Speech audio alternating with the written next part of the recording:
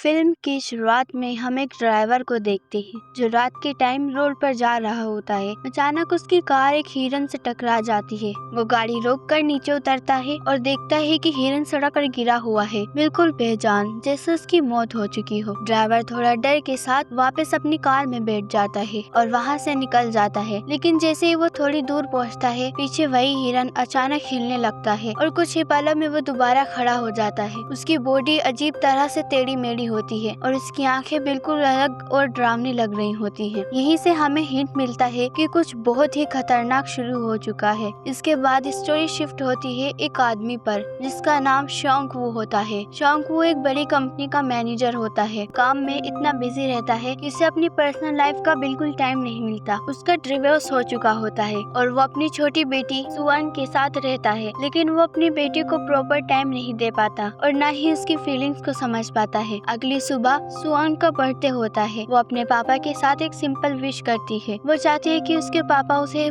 बुसैन ले चले जहाँ उसकी माँ रहती है। पहले तो शॉन्ग वू इस बात को इग्नोर करता है क्योंकि वो अपने काम में बिजी होता है, लेकिन बाद में वो मान जाता है और डिसाइड करता है कि वो अपनी बेटी को बुसैन ले जाएगा। के बाद ये दोनों स्टेशन पहुँचते हैं और ट्रेन में बैठ जाते हैं जो ट्रेन बुसैन जा रही होती है। ट्रेन में ऑलरेडी काफी पैसेंजर्स होते हैं। इसमें एक स्ट्रॉन्ग और हेल्पफुल आदमी सेंगवा होता है और उसकी वाइफ होती है। एक हाई स्कूल की बास्केटबॉल टीम भी होती है और एक सेल्फिश बिजनेसमैन भी वहीं होता है, सिर्फ अपने बारे में सोचता है। जैसे ही ट्रेन चलने लगती है सब कुछ नॉर्मल लग रहा होता है, लेकिन इसी बीच एक लड़की जिसके पैर में चोट लगी होती है, चुपके से वो सिक्योरिटी से बहस कर ट्रेन में अंदर घुस जाती है। वो लड़की धीरे धीरे चलती हुई एक कोने में जाकर बैठ जाती है और उसकी हालत देखकर लग रहा होता है कि उसके साथ कुछ बहुत बुरा हुआ है। कुछ ही देर में उसकी बॉडी रिएक्ट करने लगती है, वो दर्द में तड़पने लगती है और फिर अचानक वो लड़की एक खतरनाक ज़ॉम्बी में बदल जाती है और यहीं से शुरू होती है असली हॉरर। जैसे ही वो लड़की ज़ॉम्बी में चेंज होती है,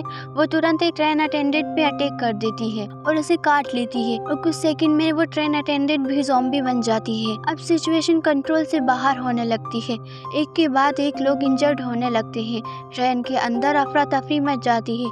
लोग समझ नहीं पाते कि क्या हो रहा है। कुछ लोग जल्दी से उस कोच से भागकर दूसरे कोच में चले जाते हैं जहां अभी तक कोई इन्फेक्शन नहीं पहुंचा था और वहीं कुछ टाइम के लिए सेफ रहते हैं। इसी बीच ट्रेन में न्यूज़ पॉडकास्ट होता है जिसमें बताया जाता है कि वायरस सिर्फ ट्रेन में नहीं बल्कि पूरे देश में फैल चुका है और बहुत सारे लोग इसका शिकार हो चुके हैं। ये सुनकर सब लोग और भी डर जाते हैं। जब ट्रेन एक स्टेशन पर जा रुकती है तो सब लोग बाहर निकलकर हेल्प लेने की कोशिश करते हैं, लेकिन जैसे ही वो बाहर जाते हैं उन्हें वहाँ ज़ॉम्बीज़ दिखाई देते हैं। पुलिस और सोल्जर्स भी इंजर्ड हो चुके होते हैं। ये देखकर सब लोग तुरंत वापस ट्रेन की तरफ भागते हैं क्योंकि अब ट्रेन ही उनके लिए एक लास्ट और सेफ जगह है। सब लोग जल्दी जल्दी ट्रेन में चढ़ते हैं और जाकर अलग अलग कंपार्टमेंट्स में बैठ जाते हैं।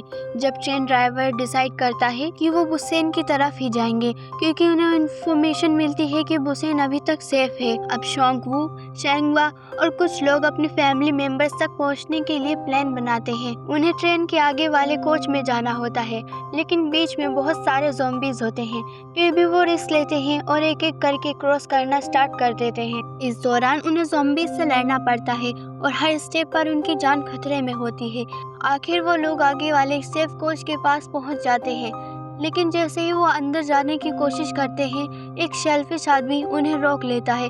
कहता है कि ये लोग इन्फेक्टेड हो चुके हैं और वो आदमी बाकी पैसेंजर्स को भी भड़का देता है। अब सिचुएशन और भी टेंस हो जाती है। जब शॉन्ग वू और उसके साथी सेफ कोच के गेट पर पहुंचते हैं तो अंदर बैठे लोग उन्हें देखकर डर जाते हैं और वो सेल्फिश आदमी तुरंत बोलता है कि ये लोग इन्फेक्टेड हो चुके हैं और अगर इन्हें अंदर आने दिया तो सबकी जान खतरे में पड़ जाएगी और सब लोग इनकी बात मान जाते हैं। कोई भी दरवाजा खोलने के लिए रेडी नहीं होता। बाहर शॉन्ग वू और उसके साथी ज़ॉम्बीज़ से लड़ रहे होते हैं। उनकी सिचुएशन बहुत ही डेंजरस होती जा रही होती है। तभी शॉन्ग वू आगे आता है और अपनी जान की परवाह किए बगैर ज़ॉम्बीज़ को रोकने लगता है ताकि बाकी लोगों को अंदर जाने का चांस मिल सके। वो अकेला ही इतने सारे ज़ॉम्बीज़ का सामना करता है और आखिर में अपनी जान दे देता है। उसके सेक्रीफाइस की वजह से बाकी लोग किसी तरह कोच के अंदर घुस जाते हैं, लेकिन अंदर आते ही उनके साथ और भी बुरा होता है। अंदर के लोग उन्हें अलग कर देते हैं और कहते हैं कि ये लोग इन्फेक्टेड हो चुके हैं, इसलिए उन्हें दूर रखा जाता है। इस कोच में एक लेडी होती है जिसकी बहन पहले ही ज़ॉम्बी बन चुकी होती है। वो अपनी बहन को याद करके टूट जाती है और धीरे धीरे उसका दर्द गुस्से में बदल जाता है। कोई भी उसकी बात नहीं सुनता, सब सिर्फ अपनी जान बचाने में लगे होते हैं। तब वो अचानक एक डेंजरस डिसीजन लेती है। वो उठकर सीधा उस कोच की तरफ जाती है जहाँ दूसरे कोच में ज़ॉम्बीज भरे हुए होते हैं और बिना कुछ सोचे समझे वो दरवाजा खोल देती है। अगले ही सेकंड ज़ॉम्बीज अंदर घुस जाते हैं और फिर वहाँ तबाही मचा देते हैं। जो लोग अभी तक सेफ थे वो भी एक एक करके ज़ॉम्बीज का शिकार बनने लगते हैं। चिल्लाने की आवाजें, भाग दौड़ और पूरा कोच एक नाइटमेयर बन जाता है। इस बीच सिर्फ कुछ लोग ही बच पाते हैं जिन्हें अलग रखा गया था। इसमें शॉन्कवू, उसकी बेटी और एक लेडी होती है। इसके अलावा वो शेल्फिश आदमी और एक अटेंडेंट छुपकर वॉशरूम में अपनी जान बचाते हैं। लेकिन डेंजर अभी खत्म नहीं हुआ था। अब सिचुएशन और भी क्रिटिकल हो जाती है। ट्रेन का रास्ता आगे जाकर ब्लॉक हो जाता है, ट्रैक्स बंद हो जाते हैं और ट्रेन रुक जाती है। बचे हुए लोग मजबूर होकर ट्रेन से बाहर निकलते हैं ताकि वो कोई दूसरी ट्रेन ढूंढ सके। लेकिन बाहर का माहौल भी उतना ही खतरनाक होता है। हर जगह ज़ॉम्बीज घूम रहे होते हैं। लोग जल्दी जल्दी आगे बढ़ने की कोशिश करते हैं, लेकिन इस भगदड़ में सभी लोग एक दूसरे से अलग हो जाते हैं। इसी बीच वो सेल्फिश आदमी अपना असली रंग दिखाता है। जब एक ज़ॉम्बी उसके पास आता है तो वो अपनी जान बचाने के लिए ट्रेन अटेंडेंट को ज़ॉम्बी की तरफ फेंक देता है। अटेंडेंट वहीं मर जाती है और वो आदमी फिर बच निकलता है। लेकिन किस्मत उसका साथ ज्यादा देर तक नहीं देती। थोड़ी देर बाद एक ज़ॉम्बी उसको काट लेता है और धीरे धीरे वो खुद एक ज़ॉम्बी बनने लगता है। अब वो कंट्रोल खो देता है और बाकी लोगों पर अटैक कर देता है। शॉन्कवू उसे रोकने की कोशिश करता है,